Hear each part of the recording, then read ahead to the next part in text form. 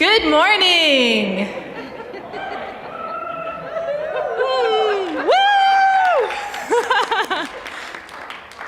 I think we're just a little bit out of practice, so let's try that again because it's just so wonderful to hear all of your voices in person this morning. Good morning.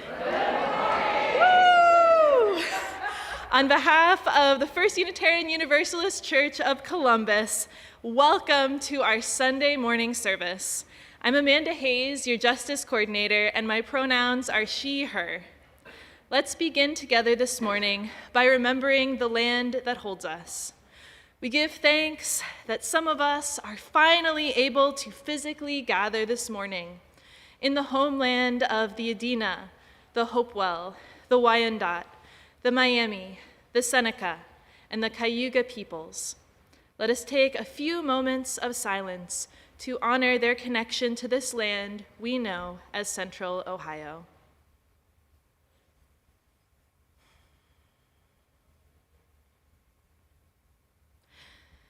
This morning, we continue exploring our theme, Widening the Circle.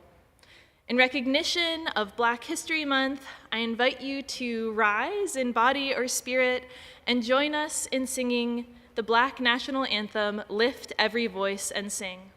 For those here in the Worship Center, you can find number 149 in the gray hymnal, and remember to sing a little quietly. For those at home, feel free to belt it out.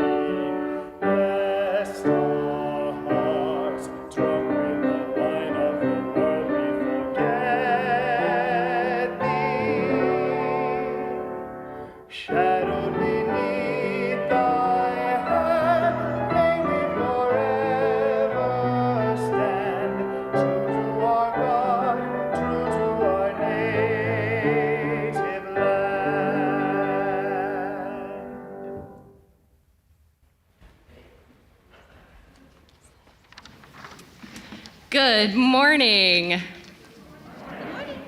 What a blessing it is to be here together. My name is Amber Scott, and I'm your Director of Religious Exploration. My pronouns are she, her, or they, them. Whether you are visiting with us or have been calling First UU home for some time now, we are so glad that you are here. Please let us know you are with us physically or virtually by signing in at the welcome table or filling out the sign-in form located in the chat box.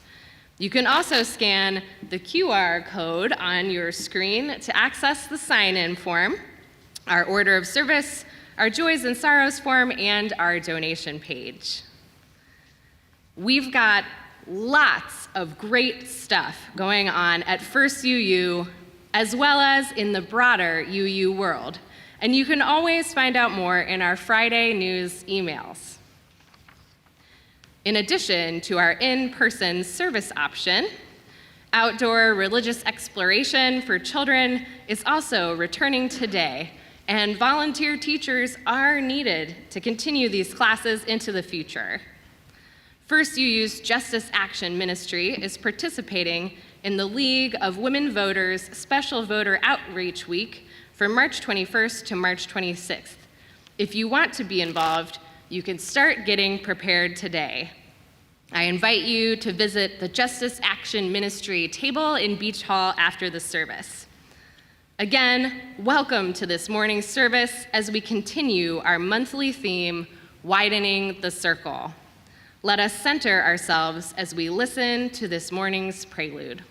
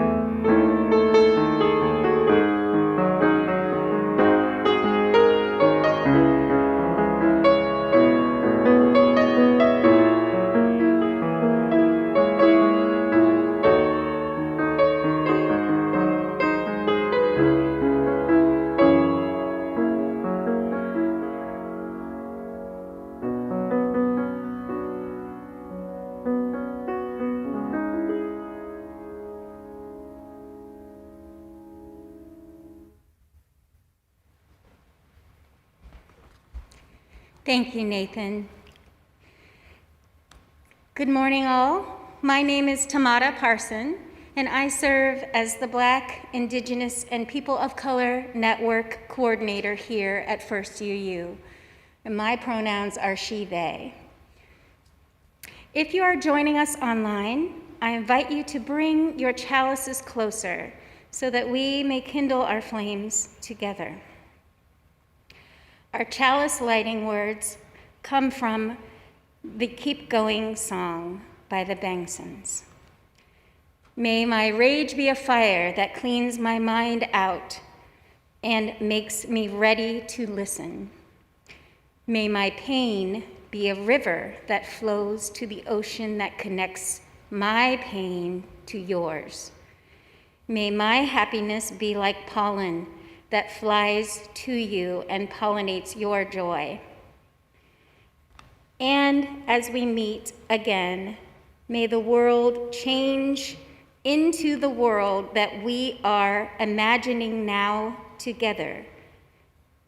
The world that we are planting inside of ourselves for each other and for our ancestors and for our kids.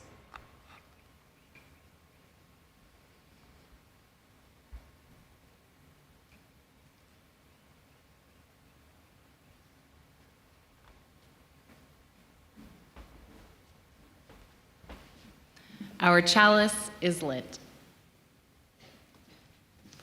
Activities for families with children are happening during the worship service today outside on the SYC playground. After the story, you will have the opportunity to join our other families outdoors if you are interested. Our story today is called Lillian's Right to Vote, a celebration of the Voting Rights Act of 1965. Written by Jonah Winter and illustrated by Shane W. Evans.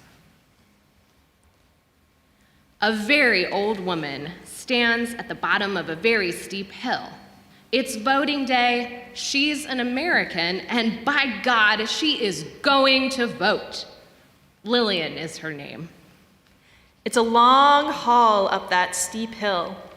It's a long haul when you've been alive for 100 years. It's a long haul when you've lived the life that Lillian has and walked so far in her shoes. When Lillian looks up, it's more than the blue sky she sees. She sees history. Lillian sees her great-great-grandparents, Elijah and Sarah. They are standing side by side on an auction block. Sarah is holding their baby, Edmund.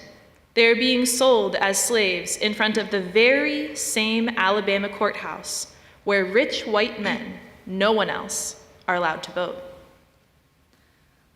Lillian starts her slow climb. Though the sun shines brightly, Lillian sees a dark time from years long past. She sees her great-grandpa Edmund, now grown. He is owned by another man, forced to pick cotton from daybreak to nightfall, right here in this country where it is written that all men are created equal. He sure doesn't have the right to vote. In fact, he doesn't have the right to do much at all until after the Civil War, which will end slavery. As Lillian inches up the hill, past one neighbor's house and then the next, she sees her great-grandpa Edmund on his way to vote for the first time, thanks to a law that was passed in 1870. The law is the 15th Amendment to the U.S. Constitution, which says that American citizens' right to vote shall not be denied or abridged on account of race, color, or previous condition of servitude. Even though the law doesn't allow women to vote, great-grandma Ida is with her husband. Lillian feels their dignity and their pride as they enter that courthouse for the first time. But as Lillian continues and the hill gets steeper, but that hill is steep, she sees what happens just 20 years later, right here in Alabama. There's her grandpa Isaac at the courthouse, being charged a poll tax to vote, a tax he doesn't have money to pay. So much for that 15th Amendment, so much for Grandpa Isaac's right to vote. Lillian pauses to catch her breath, hearing now the voice of her uncle Levi. He is telling about those tests he was forced to take when he tried to vote, and about the sneer on the registrar's face when he asked, "How many bubbles are in a bar of soap?" Her uncle's lips go tight as he recalls being asked to name all 67 judges in the state of Alabama, and being turned away when he failed to answer such questions. As Lillian pushes on, struggling to keep her balance, she sees a brave girl standing next to her mother and father as they try to register to vote. The year is 1920, and the 19th Amendment has just passed, a law allowing women to vote. The girl is Lillian herself with her mama and papa. They are being chased away by an angry mob. There's Mr. Bentlet, the barber, and Mr. McCrory, who owns the ice cream shop. She feels the firm grip of her mother's hand as they run through the streets back home. And though today the birds are singing and people are smiling, Lillian sees in vivid orange and brilliant red the cross burning on the lawn of her girlhood home, set aflame by the same angry mob, just because her parents want to vote. This is something she will always see.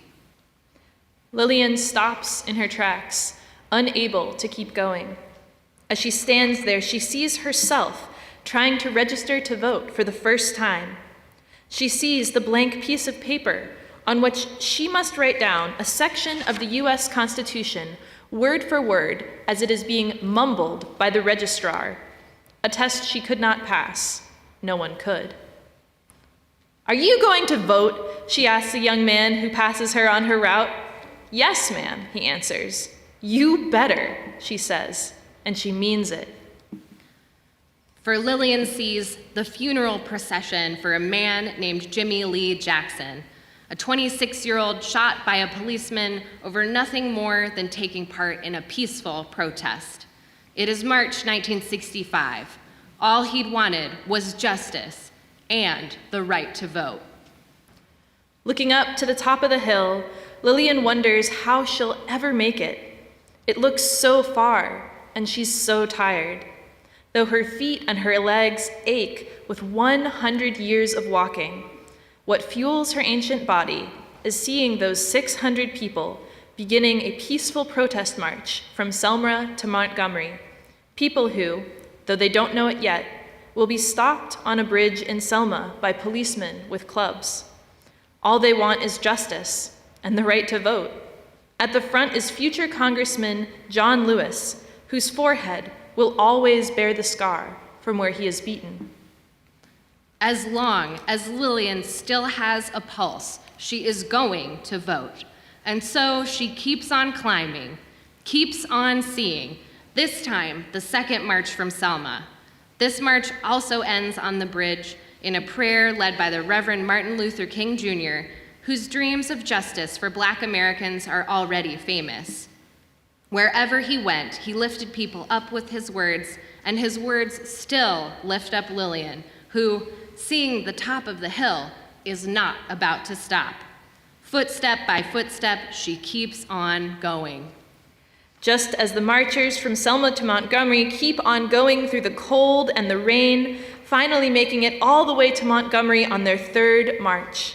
She sees them all: Martin Luther King, John Lewis, rabbis, priests, and 25,000 others. Lillian is there. She can still hear Reverend King asking how long they would have to wait for justice. She can still hear the power in his voice when he says, "Not long." And as she takes those final steps to the top of the hill, Lillian can still see how Reverend King was right. For she can hear the voice of President Lyndon Johnson on her TV saying to America, "Every American citizen must have an equal right to vote. There is no duty which weighs more heavily on us than the duty we have to ensure that right. All of us must overcome the crippling legacy of bigotry and injustice, and we shall overcome." Before Lillian walks through the doors of the building, where you better believe that she will vote, she looks up and sees the same blue sky, brighter than any sky she's ever seen, that she saw on August 6th, 1965. That was the day President Johnson signed the Voting Rights Act, the one law protecting Americans' right to vote in every state and every town, the one law protecting Lillian as a full-fledged citizen of the United States. She enters the building, and as Lillian steps into the voting booth once again, she sees herself stepping into the voting booth in 1965 for the very first time. And she knows full well she would not be standing here today were it not for the people who marched and the people who died for her right to vote. Lillian touches her finger to the lever, and because she is a citizen of the United States of America, protected by the Voting Acts Right Act of 1965, Lillian pushes that lever. Lillian votes. The end. In the late 1700s, when the United States of America was new, hardly any Americans had the right to vote. Only white men who owned property were allowed to cast their ballots. Black Americans, indigenous peoples, poor white men, and all women were excluded from this important expression of democracy and equality. Women did not win the right to vote until 1920, and Black Americans' right to vote was not protected until 1965. This book was inspired by Lillian Allen, resident of Pittsburgh's Hill District, who was born in Alabama in 1908, the granddaughter of a slave. In 2008, at age 100, not only did she vote for our first Black president, Barack Obama, she also campaigned door to door in her hilly neighborhood, encouraging others much younger than herself to vote. The image of this aged woman walking up a hill to vote is a fitting metaphor for the long uphill climb faced by Black Americans in the struggle for voting rights. In 2013, the Supreme Court struck down a key provision of the Voting Rights Act of 1965, eliminating federal oversight of states' election processes. Since that decision, many states have created voter ID laws, which require all citizens to present a state-issued photo ID when voting. Because such identification is often difficult for the poor and the elderly to obtain, these laws have the effect of denying many Americans a basic right, a right for which so many courageous people fought and died. The right to vote still needs protection. Will a new generation rise and continue this fight? Families who would like to participate in outdoor Sunday school are now invited to head towards the playground during this musical interlude.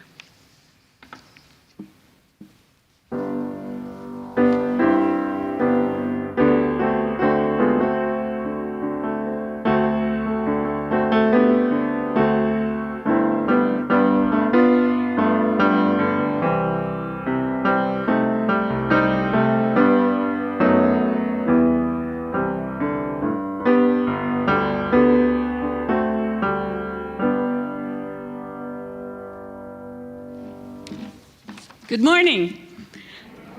I'm Reverend Linda Smith, your pastoral care minister, and my pronouns are she, her.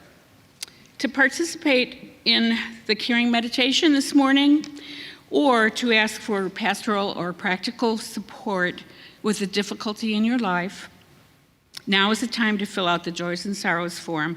You can find it by scanning the QR code on your screen, or by visiting firstuucolumbus.org/Sunday. If we receive your joy or sorrow in the next few minutes, a pastoral listener will read it aloud during the caring meditation.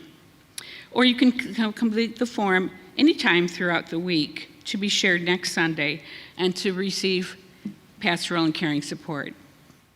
Last Sunday, my cell phone stopped receiving emails, so I couldn't announce when it came in, but it will be announced today.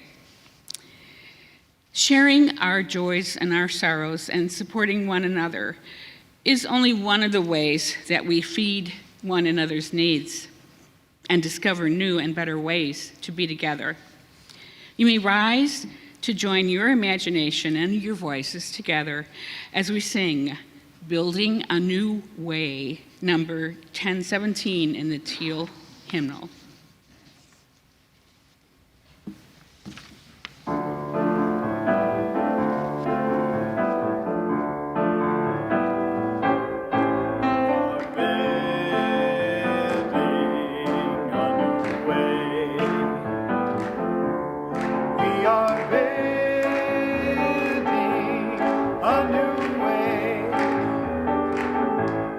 We are building a new way.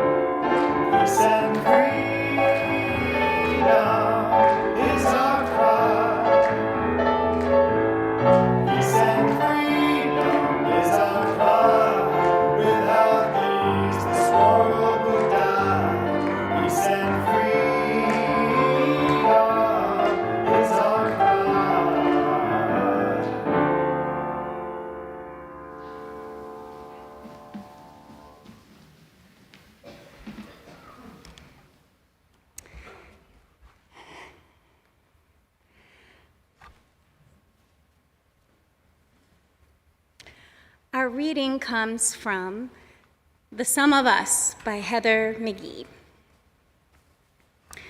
Our political system has been rigged from the drafting of the Constitution onward, chiefly to diminish Black political participation. This flawed system has also limited the choices and voices of poorer white Americans and thwarted working class coalitions that could have made economic and social life richer for all. A genuine, truly representative democracy is still an aspiration in America. But the vision of it has propelled waves of communities to claim a right from which they were excluded in our finding slaveocracy. Class-blind suffrage in 1855, Black male enfranchisement in 1870, women's suffrage in 1920, the full enfranchisement of Native Americans in 1962, the Voting Rights Act of 1965, and the inclusion of young adults in 1971. Professor Nancy McLean, who has studied how powerful the opposition to democracy is, continues to be optimistic. I do think that something is happening now, she told me. I think good people of all backgrounds and commitments are starting to get into action to try to defend democracy. And I'm heartened by the way that I see people, including so many white people, also recognizing that we are all bound to one another. When one of us is hurting, that's going to come along and hurt everyone.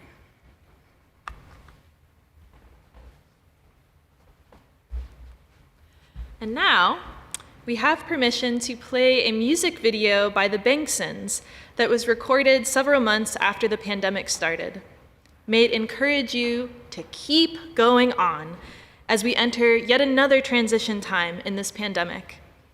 And may it inspire you to reimagine the world during this time when anything could change. This is the keep going, keep going, keep going, keep going on song. This is the keep going, keep going, keep going, keep going on song. This is the keep going, keep going, keep going, keep going on song. I am Abigail, and this is Sean, and we're so glad that you've turned this on and welcomed us into your home, and you are welcome into our home. We're in Dayton, Ohio. We're in Sean's parents' house. My parents' house. Sean's parents' house. We were in Louisville when the hit, and we packed our 3-year-old into a car. We drove kind of far. We drove here, and we've been so lucky and blessed to be safely here. And we thought we'd be here for like 10 days, tops.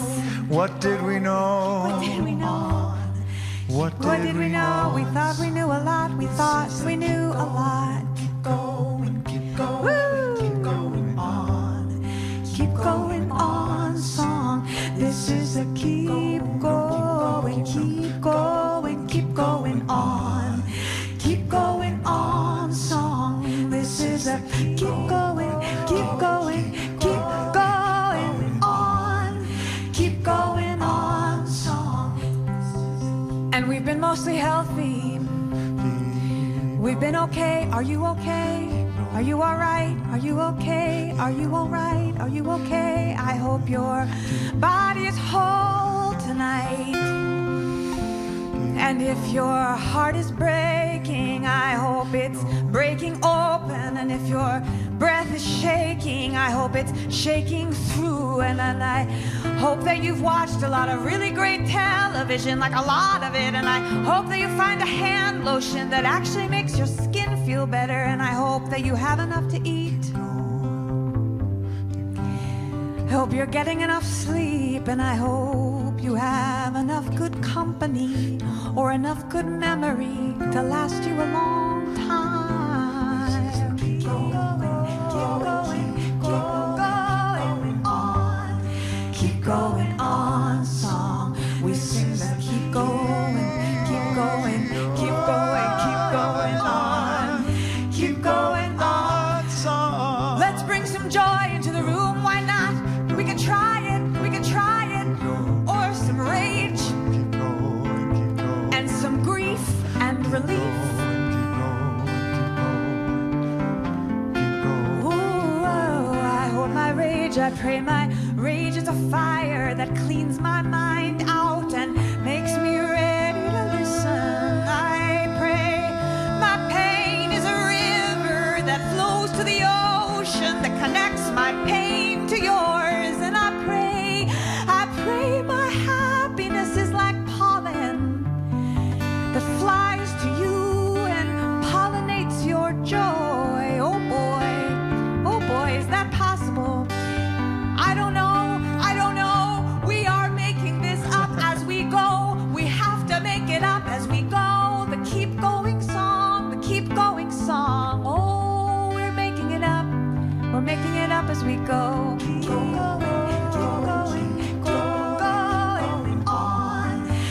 going on, song. And I pray that when we meet again, that the world has changed into the world that we are imagining now together. And I pray that the world has become the world that we're planting inside of ourselves for each other and for our ancestors and for our kids. Ooh, and we're gonna start. This is a rough beginning. That's all I've got is a rough beginning to offer you. We're gonna start by singing some songs in this tiny space together. We're just gonna sing some songs for you, and we hope that when you hear them, you will feel a little bit less alone, and we will feel a little bit less alone in the work and in the hurt, and we will be together tonight somehow, whenever this is, wherever this is. We will be together tonight for the keep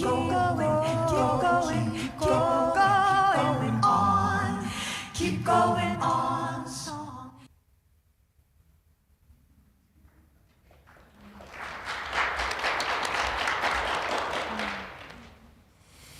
Thanks to the Banksons for letting us use that in this service. We are making this up as we go. We have to make it up as we go. Hasn't that been the way of these past 2 years? When the Keep Going song was released about a year ago, that reality felt fresh and maybe like a bit exciting, even though sort of scary. Hearing it now is more of a reminder, like, oh yeah, that's why I and everyone around me are feeling so much more exhausted and anxious than we used to be. We've been making it up as we go for the past 2 years. As this pandemic keeps going on and on, we have to keep adapting, keep going on and on. Right now, we are riding the downslope of a COVID wave, and we get to see things coming back open, opening back up. Some of us are so ready to see everyone face to face without having to use FaceTime. And some of us and our loved ones are not able to get vaccinated or immunocompromised, and we're feeling stressed about all these new daily decisions that we have to make about how much to open back up to the world, just when we'd sort of gotten into a routine. And while we hope that the COVID levels stay low for a long time, we don't know for sure when they might spike again, and we'll have to start this whole shutdown, open up process all over again. And that is really, really hard. It's really, really hard to keep making this up as we go over and over and over again. It just sucks. For myself, I've stopped asking the question of when are things going back to normal. I've just totally stopped saying that. Now I say, when will things become more predictable again? Because the truth is, with all the beloved people who have died, with all the new technology we've mastered, with all the lost jobs and businesses, with all the changes in our expectations as a society, there is no normal to go back to. But things will eventually become more predictable again. Eventually, somehow, we don't know how yet, the COVID curve will settle down or will settle into some sort of pattern or something. And someday we'll have figured out how we want to adapt to that new reality, and things will become more predictable again, for a while at least.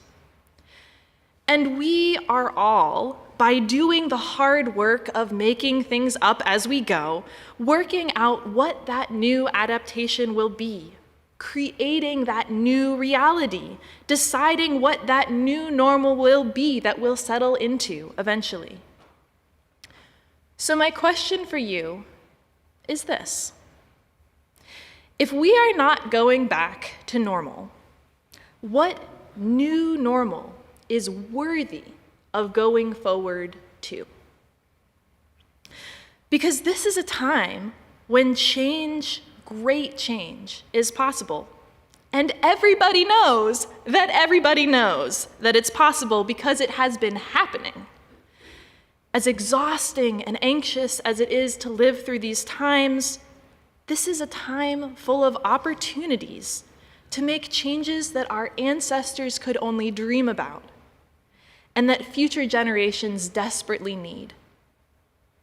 So, what new normal is worthy of going forward to? What new world is growing outward from the center of your heart?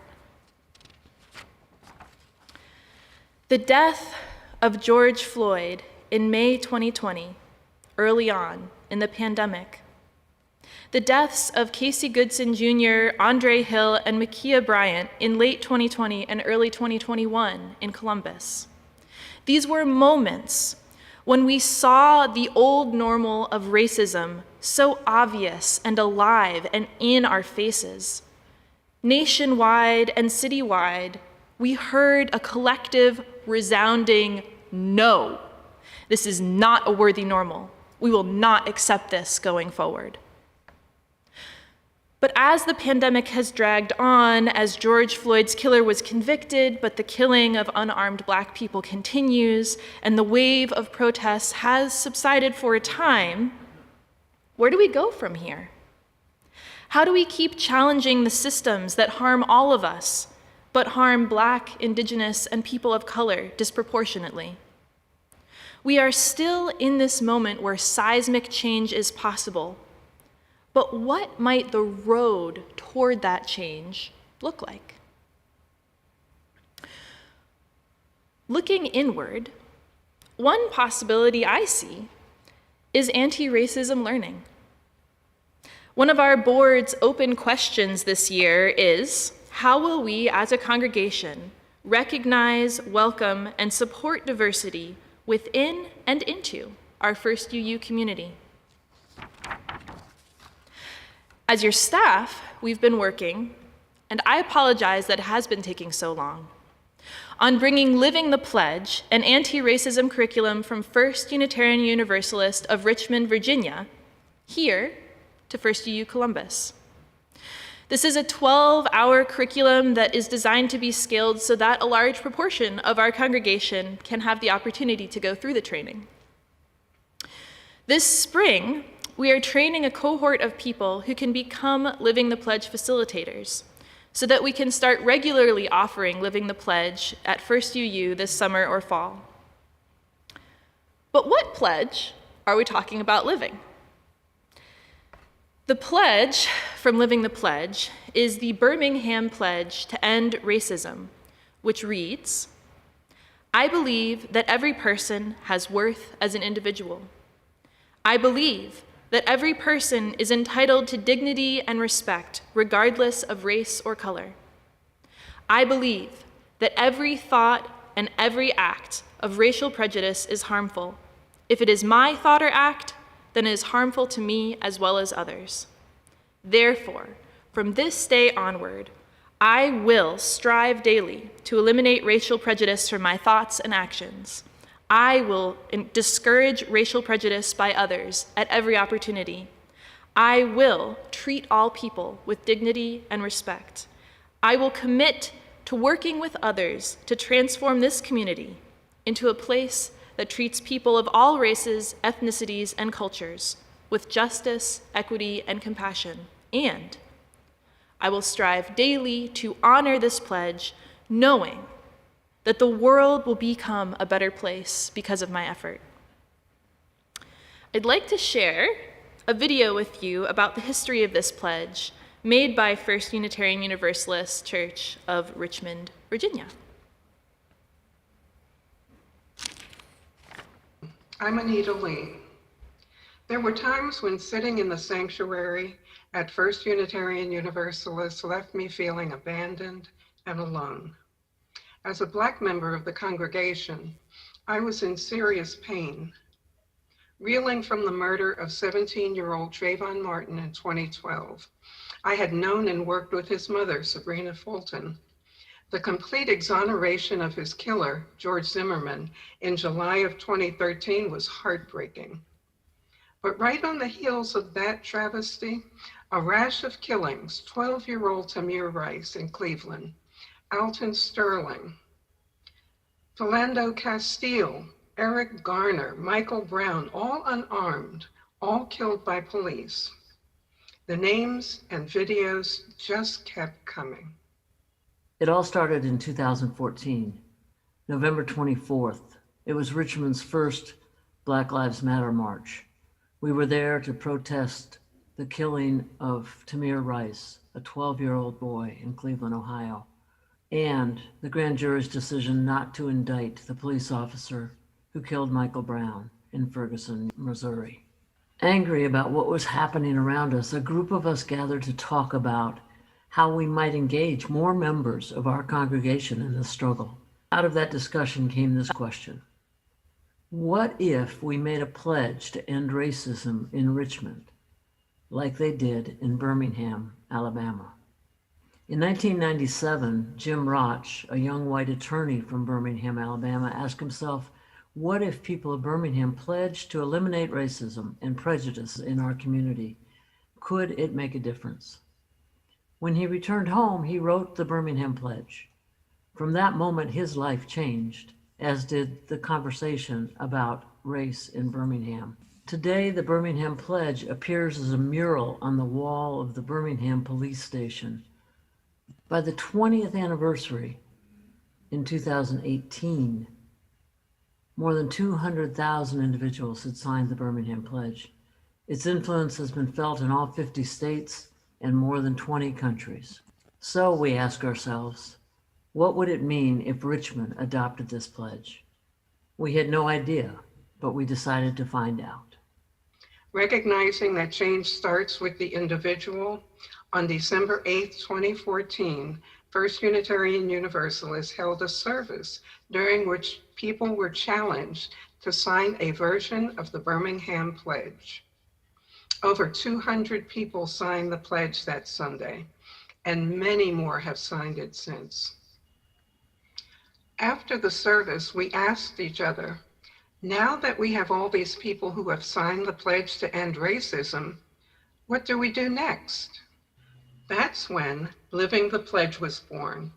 Annette Marquis and I developed a 12-hour curriculum to help participants make meaningful commitments to confronting racism in their everyday lives and changing the racist systems that perpetuate it. In spring of 2015, we held the first Living the Pledge workshop. Since then, we've held 19 Living the Pledge workshops in the greater Richmond area and launched the first virtual Living the Pledge workshop in August 2020. But we've learned that it doesn't begin or end with taking the Living the Pledge workshop. Each and every one of us must become active in changing the systems and supports that keep racism alive. We must live our pledge every day. Our goal is to build a national movement, a movement of people who have pledged to end racism and are working every day to make it happen. The pledge to end racism has spread from Richmond to other cities around the country. In 2016, on the Living Legacy Civil Rights Pilgrimage, several of us had the honor of meeting Jim Roch, author and founder of the Birmingham Pledge. He expressed how thrilled he was with the work we are doing to further his vision. We hope you'll join us.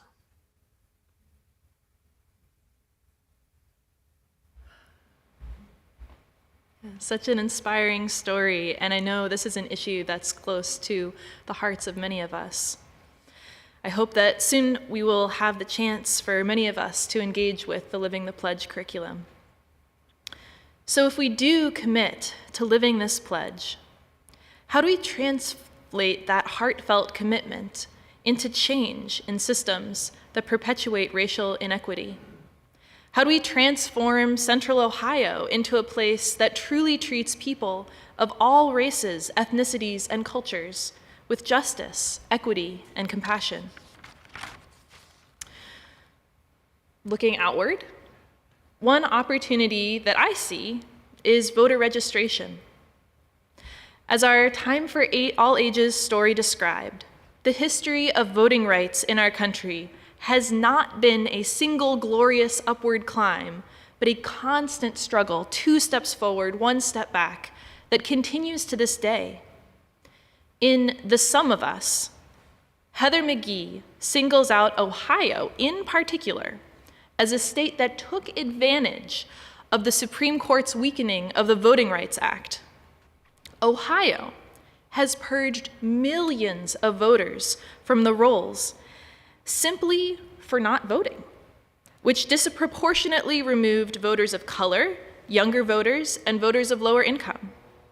A case was brought to the Supreme Court in 2018, but the court ruled in favor of voter deregistration. So to this day, anyone in Ohio who hasn't voted within 6 years and hasn't returned a postcard is being removed from the rolls.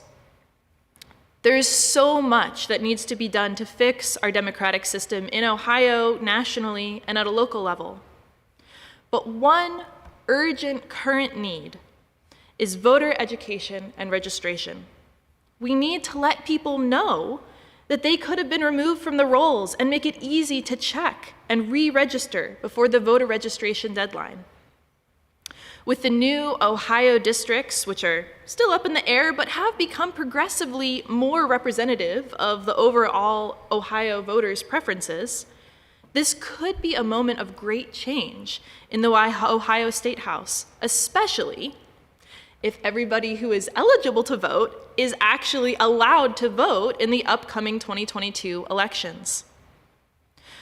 Voting impacts every other issue: racial justice, environmental justice, reproductive rights, access to food and housing and healthcare, and more.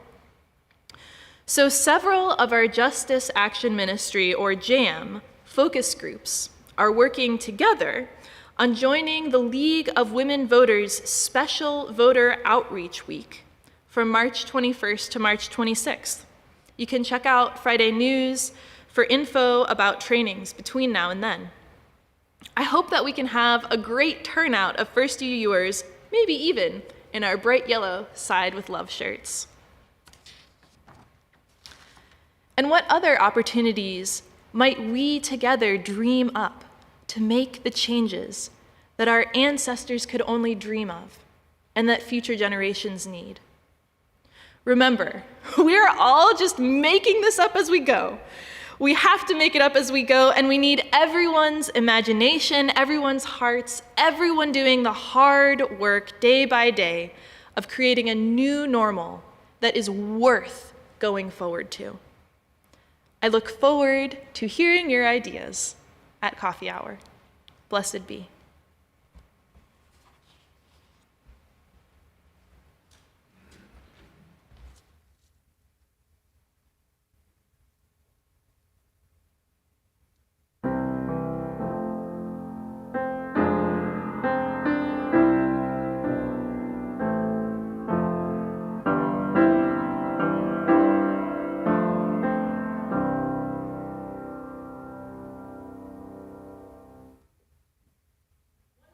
ways that we build a new world together is by sharing our monetary resources with justice organizations in Central Ohio, as well as with one another, to keep this community healthy.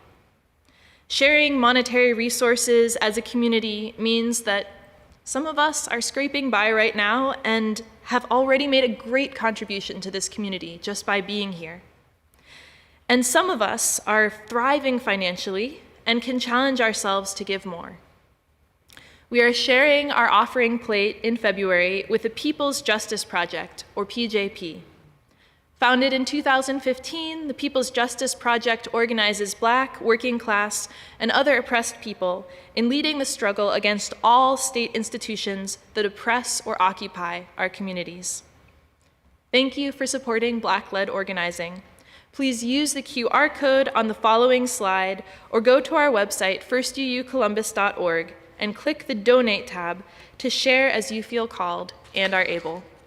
Or you can pay in person with the credit card at the table as you leave the worship center or at the jam table. Thank you for your generosity.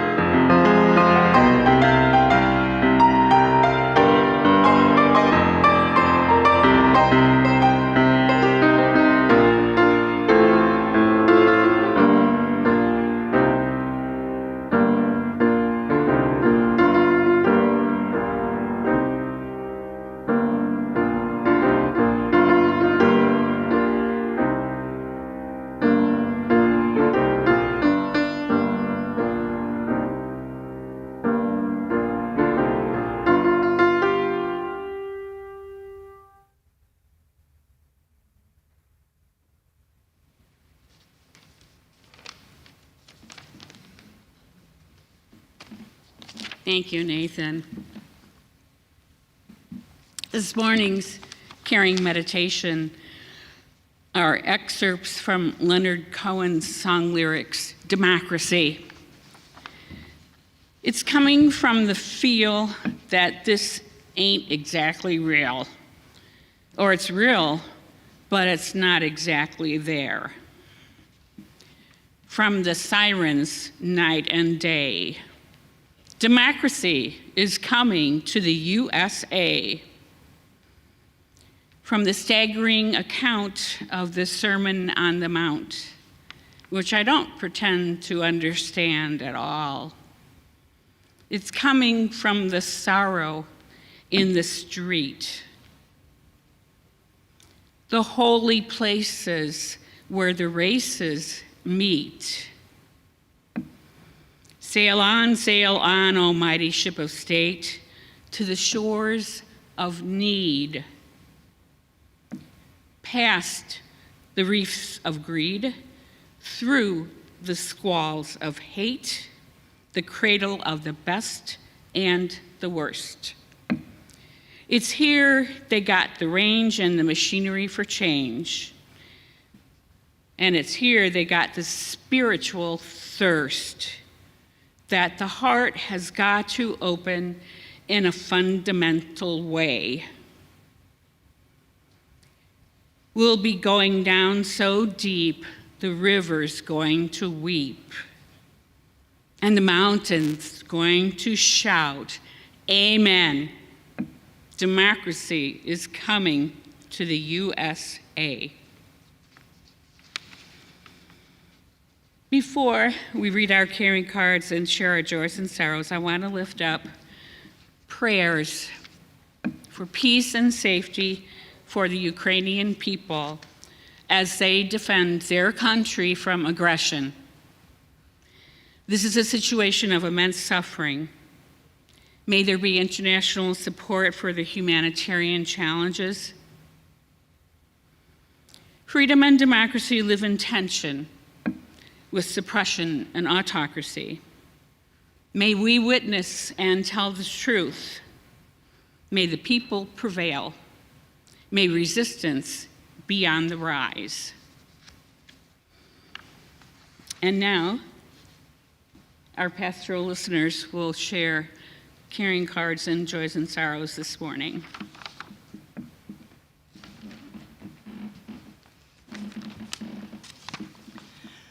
Good morning. Today we have 2 birthdays to celebrate. Barb A. will celebrate her birthday, or did celebrate her 85th birthday on February 26th, and KF will celebrate her 85th birthday on March 1st. Happy birthday to all of them.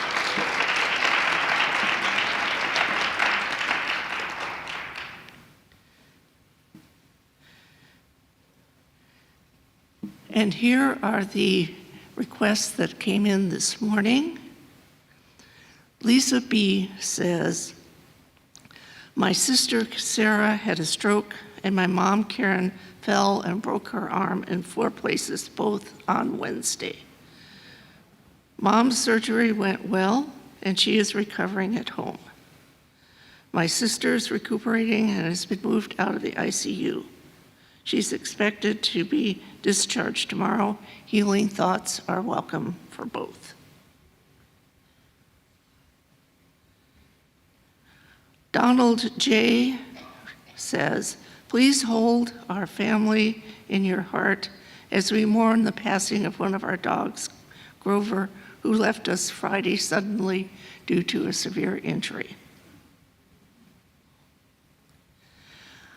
And we are also happy to report that our Director of Congregational Life, Kelly M., is recovering well from surgery and asks for your continued support.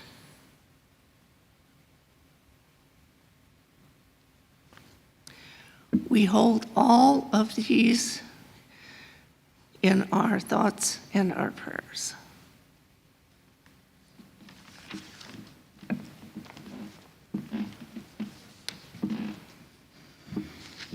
Thank you, Sharon. Thank you, Bob. As Amanda rings our temple bell,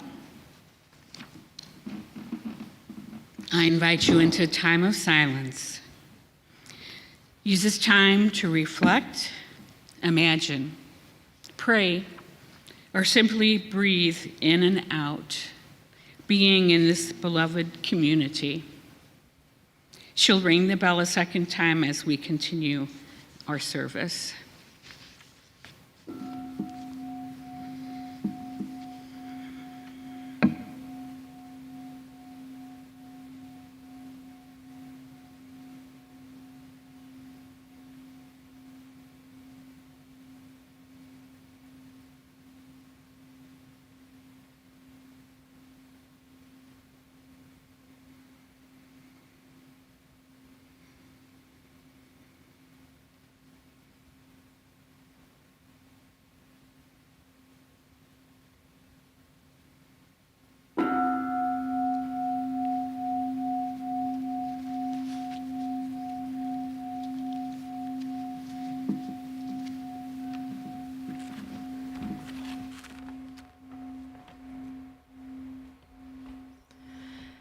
As we prepare to end our time together this week, I invite you to keep imagining a new normal that is worthy of going forward to. Keep nurturing the world that is growing from the center of your heart. And during this time when great change is possible, keep looking for opportunities to make the changes our ancestors could only dream of and future generations desperately need. Our closing hymn, Wo Ya Ya, is number 1020 in the Teal hymnal. Wo Ya Ya was written by Osabisa, a Ghanaian Afro-rock band, founded in London by 4 expatriate African and 3 Caribbean musicians. The word Wo Ya Ya means we are going in the Ghanaian Ga language. You may rise as we sing together.